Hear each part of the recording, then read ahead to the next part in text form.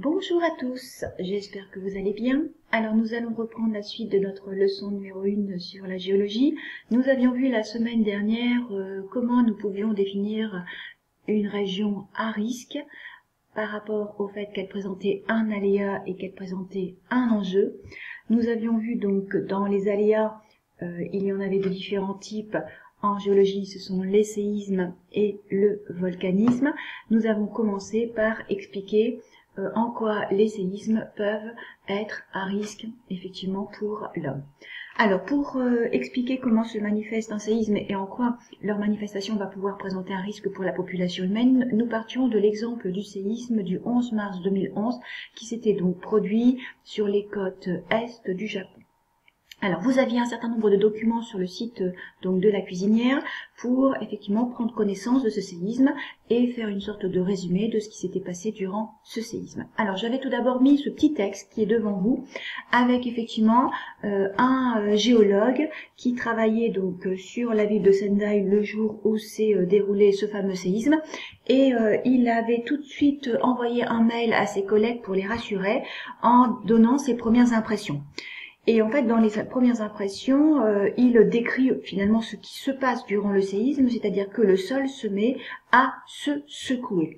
Et ces secousses du sol, ces vibrations à la surface du sol, sont d'autant plus remarquables dans ce séisme, c'est qu'elles ont duré 5 minutes. 5 minutes, c'est tout à fait exceptionnel par rapport à la durée d'un séisme. En général, c'est une cinquantaine de secondes, on va dire vraiment au grand max 1 minute. Là, ça a duré pendant 5 minutes. Ça a été très long. Et vous aviez donc une des premières d'ailleurs conséquences sur cette photographie, assez notable aussi, la fissuration du sol. Donc, quand on demande comment se manifeste un séisme, les manifestations d'un séisme, ce sont les secousses à la surface du sol. Voilà la réponse d'une élève. Donc, le séisme se manifeste par des secousses du sol. Et de ces secousses de la surface du sol, cela va entraîner un tas de conséquences. Donc c'est pour ça que je vous disais de faire très attention, de ne pas confondre les manifestations, c'est-à-dire vraiment ce qui se passe durant le phénomène, de toutes les conséquences que cela va avoir sur localement par rapport effectivement à la surface de la Terre. Donc, vous aviez ensuite, pour compléter donc les conséquences et ce qui se produisait durant ce séisme, vous aviez donc cette petite vidéo que j'avais mis à votre disposition. Et je vous demandais donc de m'indiquer 4 conséquences qu'avaient eu donc ces secousses à la surface du sol. Alors par exemple, ici l'élève me met qu'il y a eu donc des tsunamis. Alors effectivement, ça a été une des conséquences les plus importantes lors de ce séisme. Il y a eu des incendies. On voyait effectivement qu'il y avait donc des immeubles qui avaient été donc pris par des incendies.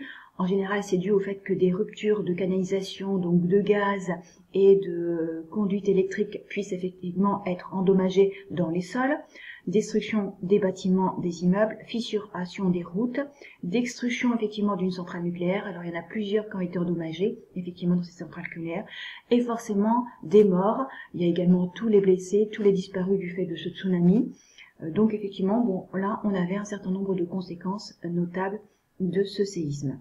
En sachant que ce séisme a surtout eu des conséquences pas en termes, on va dire, de secousse du sol, mais vraiment à cause de ce tsunami qui est arrivé, d'accord, juste après le séisme. Vous deviez ensuite observer ce document, cette carte, pour visualiser où était l'épicentre du séisme et quelle avait été l'intensité et la magnitude de ce séisme au niveau d'abord de l'épicentre et ensuite au niveau de la ville de Sendai. Alors quand on regarde déjà la carte, on se rend compte que l'épicentre du séisme a lieu non pas au niveau de l'île du Japon, mais au large de l'île du Japon, autrement dit au niveau donc de l'océan Pacifique. Cette particularité donc de la localisation de l'épicentre est à l'origine du fait que ça a pu déclencher un tsunami, puisque ça s'est passé donc au fond de l'eau. Alors au niveau donc de l'épicentre qui est cette zone ici repérée sur la carte, nous avons donc un chiffre 8,9.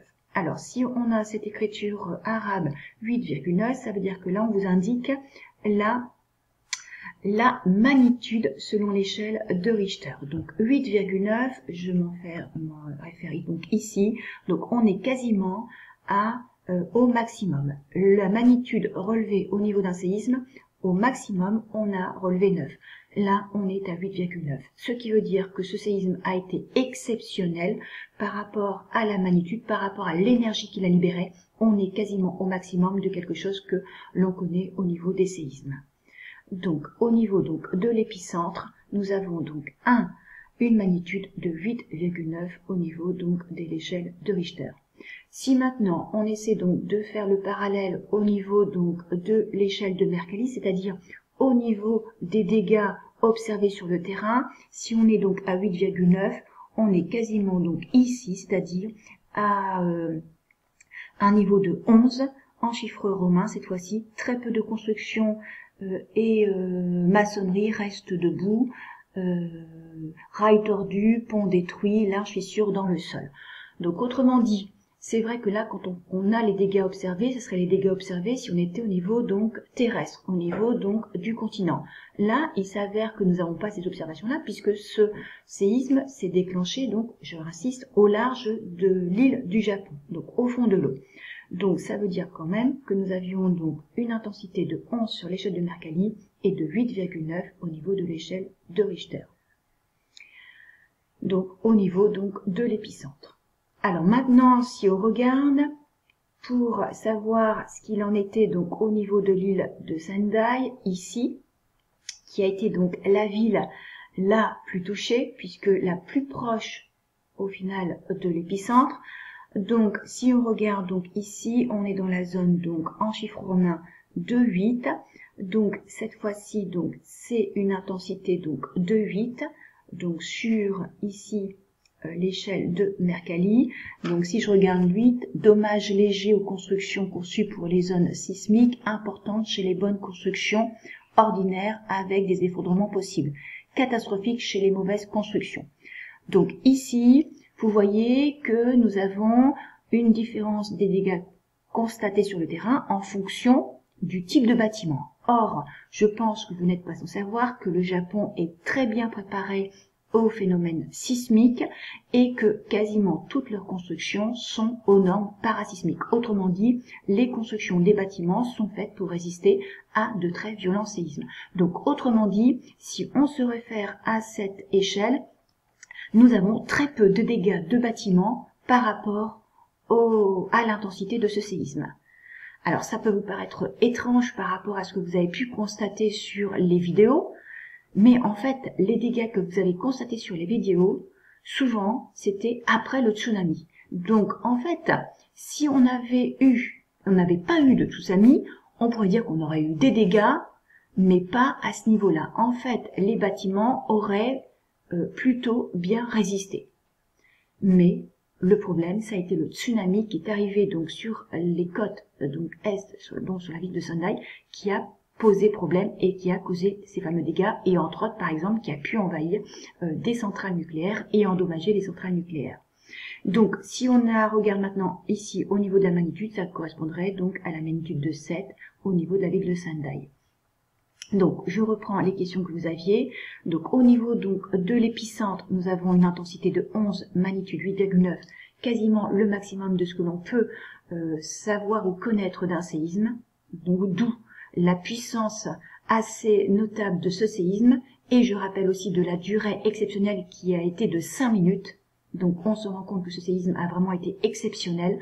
Et ensuite, au niveau donc de la ville de Sendai, nous avions une intensité de 8 avec une magnitude de 7. Alors si je reviens également donc au niveau pourquoi ce séisme a provoqué autant de dégâts, donc c'est vraiment par rapport effectivement au tsunami. Alors ce tsunami a eu une hauteur de 20 mètres de hauteur. Alors le Japon qui est très bien préparé donc au risque sismique, pratique des constructions de bâtiments parasismiques, autrement dit qui sont capables de résister donc aux vibrations du sol, aux mouvements du sol. Et ils ont également un système de protection puisqu'ils savent qu'ils sont entourés donc par mer et océan, et qui sont dans des zones à risque de tsunami. Donc ils ont des digues anti-tsunami aussi qui normalement protègent leurs côtes.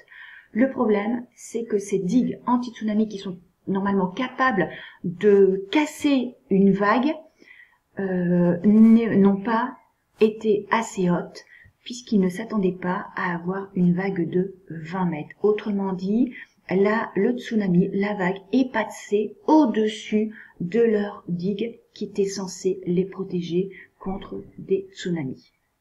D'où effectivement cet élément catastrophique au niveau des dégâts causés. Donc voilà le bilan que j'ai prévu dans votre cahier. Je vous ai remis ici le lien pour accéder directement à la vidéo sur le séisme du Japon si vous voulez la retrouver dans le cahier. Je vous ai remis également donc le petit texte et les documents que vous aviez utilisés sur le site de la cuisinière. Et j'ai pris le parti à nouveau de faire le bilan sous la forme d'un tableau simple pour distinguer comment se manifeste un séisme par des secousses du sol, de toutes les conséquences possibles au niveau donc des régions concernées par le séisme, et j'ai donc remis ce qu'on avait constaté au niveau intensité et magnitude au niveau de la ville de Sendai et au niveau de l'épicentre. Et donc nous avons ainsi pu établir comment se manifeste un séisme. En fait, un séisme au départ ce sont des secousses à la surface du sol. On sait que l'épicentre d'un séisme est le lieu en surface où les secousses vont être les plus fortes. Donc, autrement dit, l'épicentre d'un séisme, c'est vraiment l'endroit où le séisme va être le plus important, le plus puissant. Et ensuite, ces secousses peuvent provoquer des dégâts plus ou moins importants selon l'intensité du séisme. Et là, ça se réfère à l'échelle de Mercalli. Donc, autrement dit, c'est vrai qu'on peut être concerné dans une région par un aléa sismique, mais c'est vrai qu'après, cet aléa sismique aura des conséquences plus ou moins importantes, et bien selon l'intensité de ce séisme. Donc, voilà ce que l'on peut dire des manifestations d'un séisme. Alors maintenant que nous avons vu en quoi se présentaient les manifestations sismiques, nous allons donc devoir faire le même travail pour les manifestations volcaniques, c'est-à-dire que se passe-t-il au niveau des éruptions volcaniques pour que cela puisse effectivement représenter un risque pour la population humaine. Alors pour faire cette explication de comment se manifestent les éruptions volcaniques, vous allez devoir comparer deux éruptions volcaniques, celle du Piton de la Fournaise sur l'île de la Réunion avec celui du Mont Sainte-Hélène présent au niveau de l'Amérique du Nord. Vous aurez donc à faire cette activité sur le site de la cuisinière comme d'habitude. Donc je vais mettre, vous allez voir des documents et des vidéos à votre disposition. Alors je vous souhaite à nouveau bon courage pour cette nouvelle semaine. Et j'espère quand même que l'on finira par se voir. Et à très bientôt. Bon courage!